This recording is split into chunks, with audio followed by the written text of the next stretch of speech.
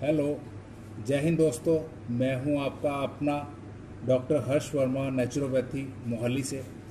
आज मैं फिर से एक बच्चों के लिए वीडियो लेके आया हूं। जिन बच्चों को बार बार इन्फेक्शन हो जाता है, जिनकी इम्यूनिटी लो है, गले में खराश, कोल्ड, कफ, उनके लिए सिर्फ 2 पॉइंट। सबसे पहले तो ये पॉइंट है, यहाँ पे ऐसे करके ये है, इसे हम 1 मिनट के लिए हम हल्की सी मसाज देंगे किसी भी तेल से, चाहे वो सरसों का तेल हो। इस तरह से हल्की हल्की 1 मिनट के लिए मसाज देंगे क्लॉकवाइज, उसके बाद एंटी क्लॉकवाइज, और थोड़ा थोड़ा ऐसे ऐसे करके प्रेस करेंगे 1 मिनट के लिए। इसी प्रकार इसके पीछे की तरफ यहाँ पे ऐसे हम मसाज देंगे क्लॉकवाइज, एंटी क्लॉकवाइज और ऐसे करके।